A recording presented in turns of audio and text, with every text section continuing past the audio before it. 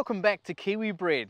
New Plymouth scrap metal dealer Graham Meredith struck gold with his purchase of Zabeel mare Zarzino, who is now a Group 1 producing broodmare.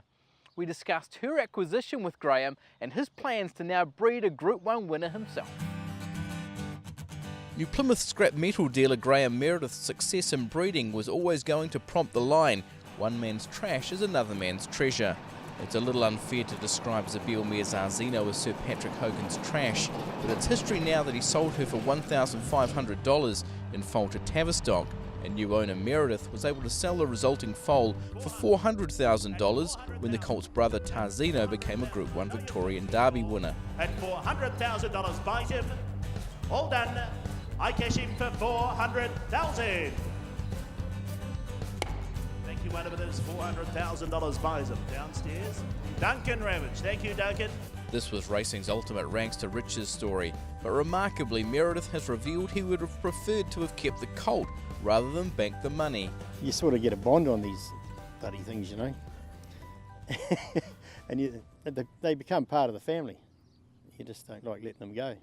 When you bought Tarzino's mum, did it mean that you followed Tarzino right through his career? Well, yeah, we have, since we bought her. A mechanic by trade, Meredith only got involved in racehorses to provide an interest for his dying father. A chance purchase at the Kanaka mixed bloodstock sale means Zarzino is now residing at Meredith's property in New Plymouth. My dad was dying in hospital, and he was watching a horse race. And it was the only thing that sort of had him interested for the last few weeks, you know, these horses. And I said to him, "Oh, I think I'll have to buy you one just to keep you interested." And he goes, "Oh yeah," just sort of laughed at me. And the next thing, one come up at the stable where Anna works, and so I said, "Oh, we'll lease it." So we leased that, and it did no good. And the old man's getting sicker and sicker, so he wasn't watching much TV. And as I went to leave one day, he said to me, "Hey boy, you better get rid of that horse. It's costing you too much money." So I said, "Yeah, righto." And then he died, and the horse was just put in the paddock. And one day one of my friends come past to me and said how cruel I was, having one horse in a paddock. And I said, "Well, what are we going to do? I don't know where to get another horse." And he said, "Oh, my brother's going to the auction." He said, "I'll see what I can do for you." He said, "They go for $100 and $500. I said, "Oh, that'll suit me. We'll get a pet." And anyhow, the auction happened. He rings me and says, "Hey, we got you a horse." I said, "Oh, that's good." We bought her home. I had no idea, they had no idea how good she was really going to be.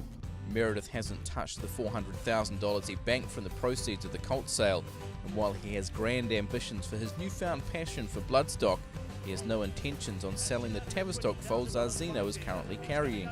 Yeah, we'll just see what she drops this year, and we've already made our mind up, we're going to keep them. So we'll just see what happens. You've gone back to Tavistock the last few years. I think you did have a bit of up and down though, didn't you? Yeah, we lost one from Tavistock. That changed my whole, it made me come back to reality because it was a big roller coaster ride. Things were so easy. Pulled up in a hell of a hurry.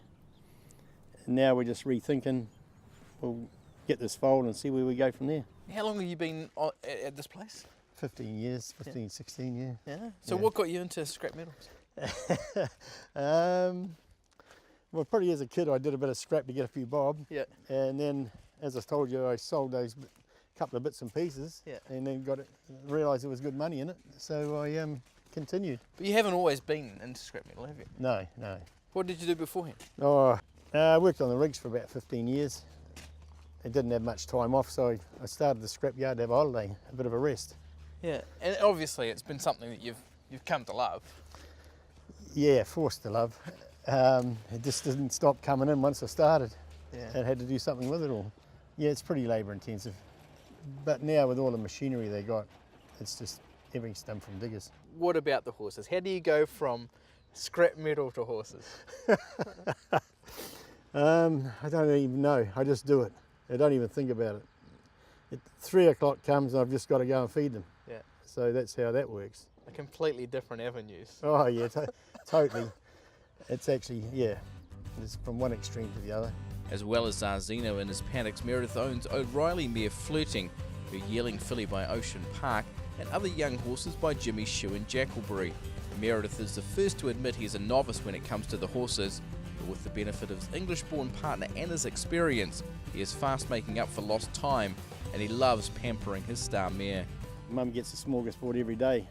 She's on carrots, beetroot, haylage, hay, grain, whatever she wants. Yeah, you look after her pretty well then. She's the queen. For what you do with scrap metal, it's something that comes naturally and you know it inside out. You're a mechanic and obviously you do a lot of things at work. How is it with your approach with the horses? Learning. I know nothing. As I said to you before, people say that horse looks nice and they all look the same to me. I couldn't tell the difference. I don't see what they see. It's a new challenge. But in metal, I see a different thing. I can see what I can do with it. So what is it about the challenge of horses? I don't know, they just appeal. Every horse is not the same. They're all just different, but I like them all. Is it going to be as big as the scrap metal business at some point? The scrap metal business was just a hobby, the same as this, so the sky's the limit, who knows. So far we haven't done too bad.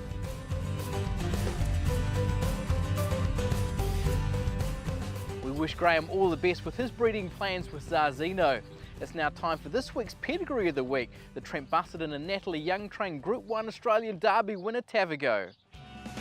When Sir Patrick Hogan describes the Australian Derby as the Derby of Derbies, it's clear how highly he regards the race. It helps that he and his wife Justine Lady Hogan have now bred the winner of the Randwick Classic on 6 occasions. The Trent Busserton and Natalie Young trained Tavistock stayer Tavago added his name to the honour roll with a clinical 3.5 length win in this year's race, joining past Hogan bred or co-bred winners Sovereign Bred, Tristark, Octagonal, Don Eduardo and Fiumicino. Sir Patrick was delighted to secure his 12th Derby triumph of his career through Tavago, but just as delighted for his emerging star stallion Tavistock, who had earlier in the season taken Victoria Derby honours through another Cambridge stud bred in Tarzino, then later added the Hong Kong Derby through Werther. Montjou stallion Tavistock ended the season on a tally of 4 individual Group 1 winners, with his oldest crop as 4-year-olds. Tavago hails from a family the Hogans have enjoyed much success with, having bred from it for more than half a century after buying Tavago's 7th dam, 1950-born Sweet Wren, at a deceased estate sale in foal to summertime. That resulting foal was Sweet Time, who left Australian Oaks and Caulfield Stakes winner Gay Poss. In more recent times, the family has produced Caulfield Guineas and Victoria Derby winner Grosvenor, who went on to a successful career at stud. Tavago's dam is the unraced Stravinsky mare Sarah Ann, a sister to Group 2 Winter Stakes winner La Cizeran, and part of a family littered with stakes performers, such as the Hogan-bred Group 1 West Australian Derby winner National Gallery, Zamoulin Rouge, We're Gonna Getcha, Imperial Lass and Estelle Collection, the dam of 5-time Group 1 winner Lankan Rupee. Sarah Ann has visited Tavistock for the past 2 seasons, with Sir Patrick indicating he would retain and race her yearling filly. Sir Patrick and Lady Hogan bred Tavago in partnership with their nephew John Kelly and his wife Chris. His pedigree boasts 2 strains of Nureyev through Stravinsky and Zabel, 4 of Nureyev's sire Northern Dancer, and 3 of his dams Special, as well as a 5x4 sex-balanced cross to Blushing Groom. That brings to an end this week's show. Join us next week when we introduce the new sires on the block in New Zealand and visit Ray Knight, who has returned to the Waikato to run Navara Park. See you all then.